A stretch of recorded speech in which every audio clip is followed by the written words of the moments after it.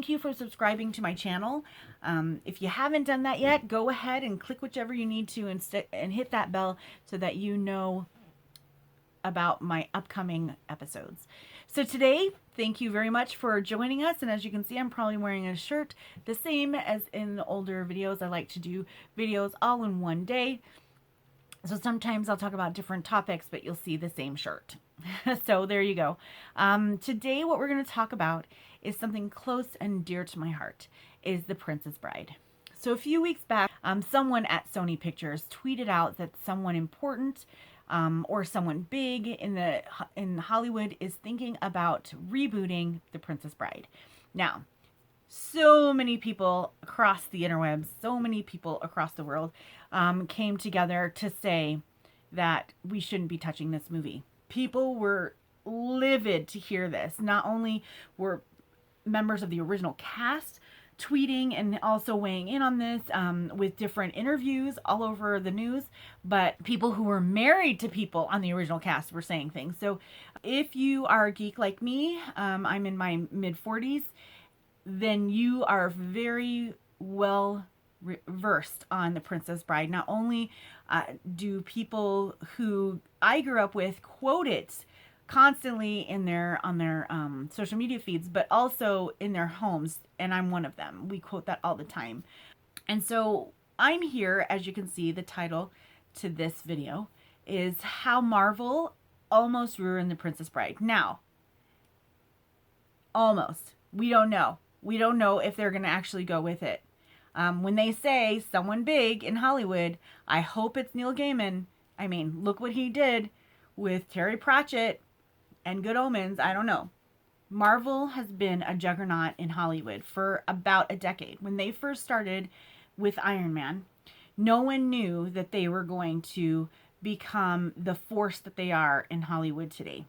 Comic book movies have been around forever. In fact, there's like a 1930s Superman film, plus there's Flash Gordon. So all of these things have been around for a long time. But what Marvel did was they said, let's take it as a serial movie experience.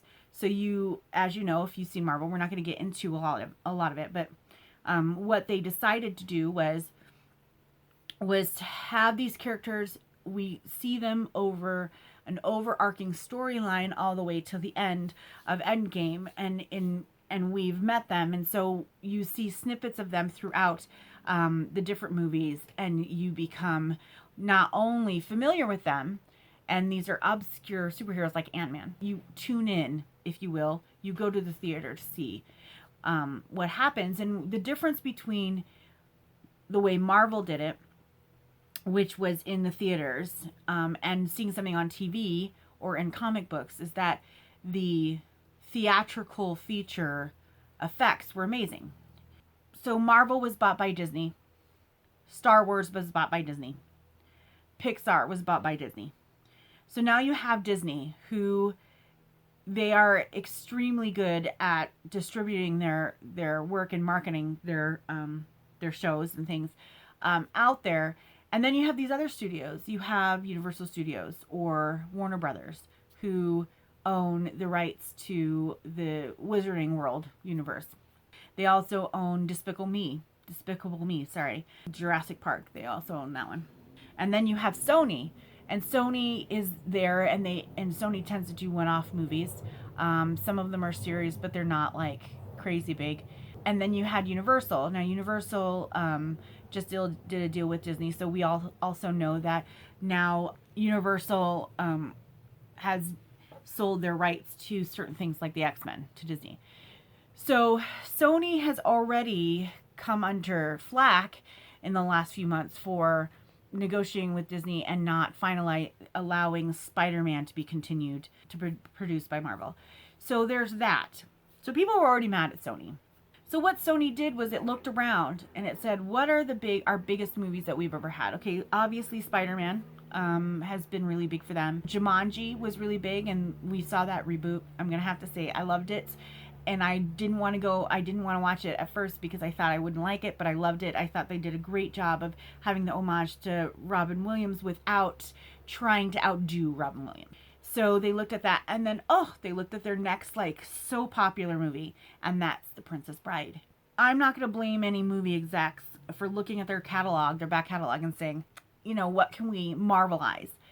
I will say that there's place in this world for beautiful movies that are not just series to other things, that stand alone on their own, and The Princess Bride is one of them.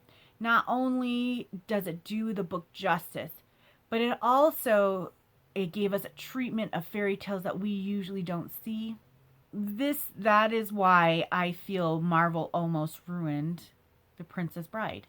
Leave your comments down below if you don't agree with me, but I just want to know how you feel about The Princess Bride. Feel free to leave a whole bunch of quotes. That's cool. My next video is about how DC Comics doesn't have to be Marvel. If you want to continue to see these videos, if you want to know more, just subscribe, and don't forget to hop on over to marloflorence.com and subscribe to our newsletter. Thank you.